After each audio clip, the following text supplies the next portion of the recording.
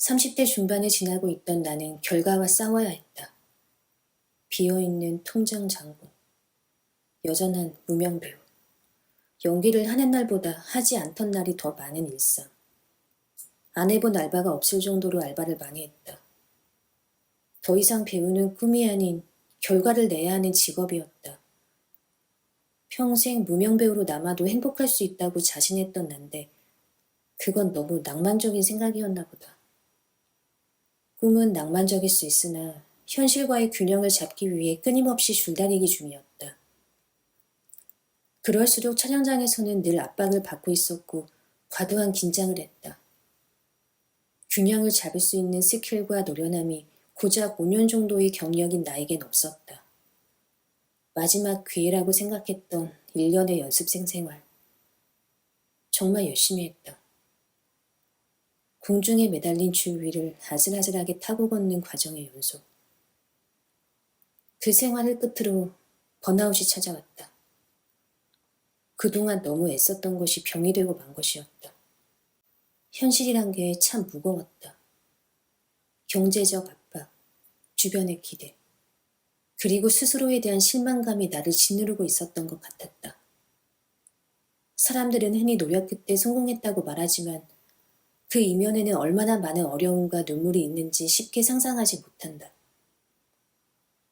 가족들 앞에서 눈물을 뚝뚝 흘리며 말했다. 연기 그만하고 싶어. 나의 모든 청춘을 연기에 갈아 넣었다.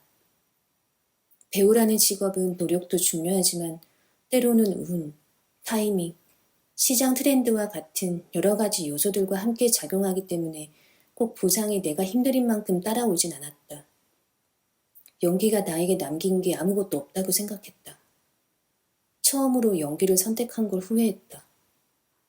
이 모든 건 다 연기 때문이라 탓하고 싶었다. 그렇게 다시는 연기와 관련된 일은 절대 하지 않을 거라 다짐하며 연기로부터 멀어지려고 안간힘을 썼다.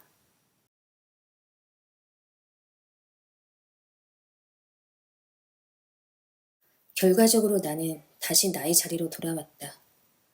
자격증 준비도 하고 면접도 보면서 다른 직업을 가져보려 노력했지만 지금까지 나는 제일 잘할 수 있는 일을 하고 있었던 걸 깨달았다. 결코 그 시간들이 나에게 아무것도 남기지 않은 게 아니었다. 죽을 만큼 애써본 다음에야 여유라는 게 찾아온다는 걸 충분한 가치가 있었던 시간임을 알았다. 연기를 즐겁게 대할 수 있는 태도가 생겨났고 촬영장에서 내 연기뿐 아니라 주변을 돌아보는 여유와 나만의 노하우들도 차곡차곡 쌓여 있었다. 이렇게 방황이 정리될 때쯤 친한 동생이 제안을 했다.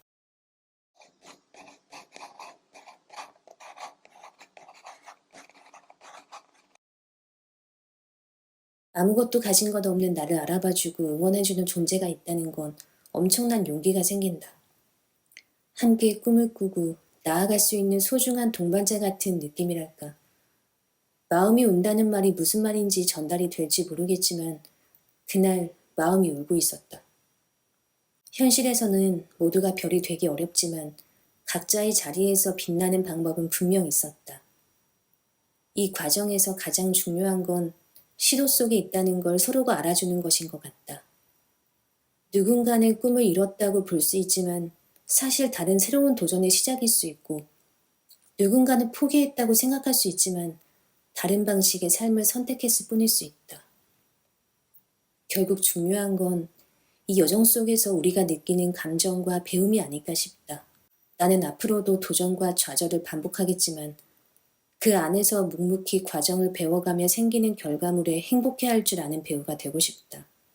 또 그 과정을 응원해주는 누군가가 있다면 더더 웃을 수 있을 것 같다.